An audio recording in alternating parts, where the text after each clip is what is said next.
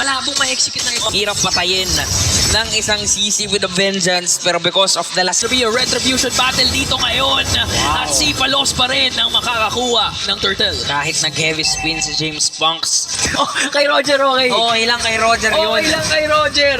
Hindi susuwan ni Roger si Hito. Pero ngayon kailangan patunayan ni Hito na sulit yung pag hindi suko sa kanya ni Roger. Kailangan ng phenomenal play.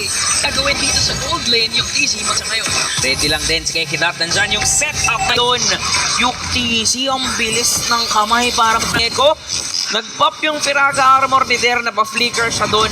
Pero nakakuha naman ng Onyx ng isang torre doon sa may bandang itaas. Kung iti-trade nila yung turtle, pero umaamba pa rin naman si James Punks. Pero sinuzone siya ng mga miyembro ng Echo at mukhang kailangan na nilang i-give up ang turtle. A turtle for a turret. Ito na yung forecast. At nandito na rin ang Echo Express. Mas mapapabilis nga naman talaga ang pag-rotate nila. Nandyan yung wild charge na umpog yung sa pader yung dalawa. Pero there is here para isalba yata at tulungan yung mga tropa niya. Mukhang mataton. Nandyan na rin naman yung entropy. Ang hapde, ang sakit. Ginawakan pa yung dulo na mismo ng appraiser's rat. Joby doon.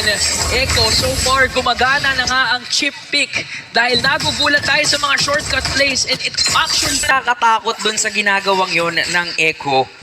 Laging kulang, hindi ready yung Onyx, di ba? At kinakapos sila kung usapang nandun din mo, shortcut tapos lipat ng iba. Onyx na mismo yung nag-disengage, pero nandyan lang din naman yung pagsunog ni Der. Inaapoyan niya lang, pinapadagdag niya palalo. Nang Uy, sayang. pero yung Echo pa rin. 5 nandyan. Paano na magiging istorya nito, Corty? Retry na lang. Sino makakakuha niyan? Si James Punks pa rin. The man with a million moves. Pero isang retry lang yung kinil. Kayang mabuhay lalo ng isang Nathan. Pero tingnan natin anong gagawin ng Oni kasi pwede silang pumatok. Nagamit na yung wild charge.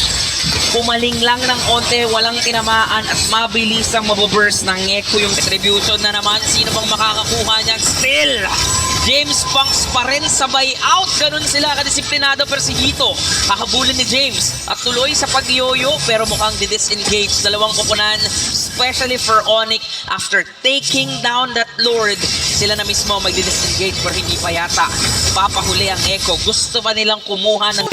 Grabe naman talaga si Toby ngayon. Kung kanina, sobrang daming kills niya. Ngayon, maingat pa rin siya. Pero mas pinaparamdam na yung presence niya sa mapa because of that Astral Echo or yan, yung Astral Echo and Astral Spirit ngayon. Ang agang last insanity para lang din talaga ma-zone out. Tapos nag-wild charge flicker si Kekidat. Kaya pa nilang pumatay ng mga miyembro ngayon ng Echo. Si Palos, pinalabas dun sa mismong base pero wala pang nababurst down ng Onyx. Pero tuloy sa pagkatok, kasabay ng Lord at si Chobi na mismo yung nagkitaas. Gusto na talaga niya mag-tower lock, makabutos ng inhibitor at mukhang magagawa nga nila yun dito sa gitna.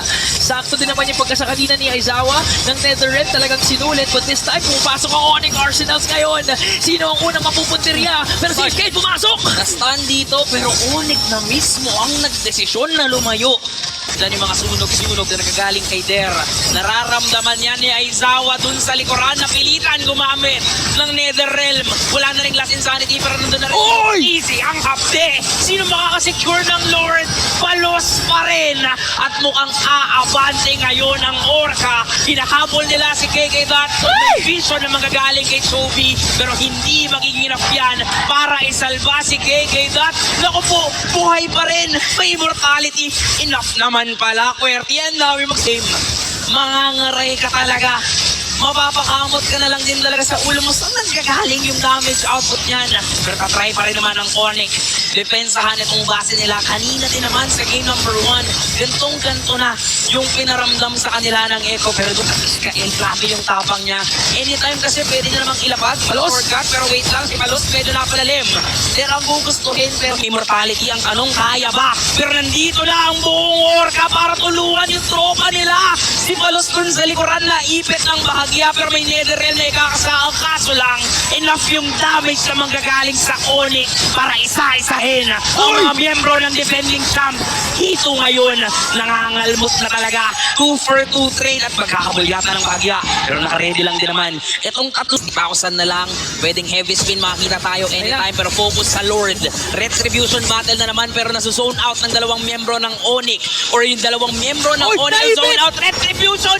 Nakuha ni Aizawa!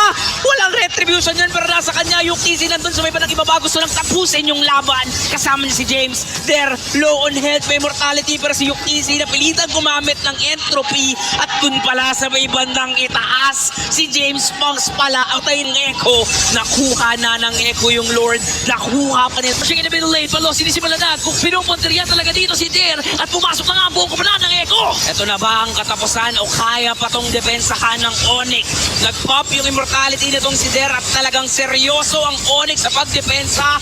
Nandyan si Palos, itadive na dun sa loob ng tore. Focus sa depensa, focus sa goal ang Echo. Rumaragasa! Echo proud, Echo loud! And the champions, back-to-back champs of MDL Philippines.